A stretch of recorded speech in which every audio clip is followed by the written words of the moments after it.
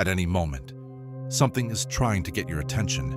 A notification, a message, a new video, something moving, something changing, something calling you back. And most of the time, you don't even notice it happening. You just look for a second, then another, and before you realize, your attention has moved from one thing to something else. This happens dozens of times a day, sometimes hundreds, and each time your focus is interrupted, not by accident, but by design. Because attention has become one of the most valuable resources in the world. Companies compete for it, platforms depend on it, systems are built around it. The more attention they capture, the more valuable they become. So everything is optimized for one simple goal: to keep you engaged, to keep you watching, to keep you coming back. This affects how content is created: shorter, faster, more stimulating, constantly changing.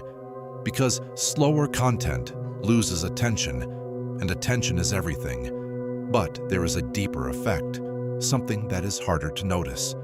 Over time, this constant switching changes how you think. Your mind gets used to movement, to quick transitions, to new inputs, and as a result, staying with one thing becomes more difficult. Reading for a long time, thinking deeply, focusing without interruption. These things start to feel harder than before, not because you are less capable, but because your mind has adapted to a different environment, an environment of constant stimulation. And in that environment, depth is replaced by speed, reflection by reaction, focus by fragmentation. This doesn't happen all at once. It happens gradually. Small changes repeated daily until they become normal. And because it feels normal, we don't question it. We just adjust. But there is something important to understand. Your attention shapes your experience. What you focus on becomes your reality. It influences how you think, how you feel, what you remember. So when your attention is constantly pulled in different directions, your experience becomes fragmented, scattered, difficult to fully grasp. But the opposite is also true.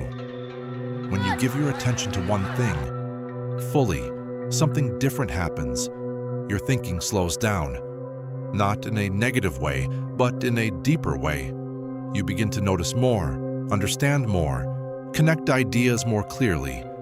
And that kind of thinking is becoming rare, not because it's impossible, but because it requires something that is constantly under pressure: your attention. So the next time you feel the urge to check something, to switch, to scroll, pause for a moment and ask yourself, is this where I want my attention to go? Because in a world that is constantly competing for it, your attention is one of the few things you can still choose.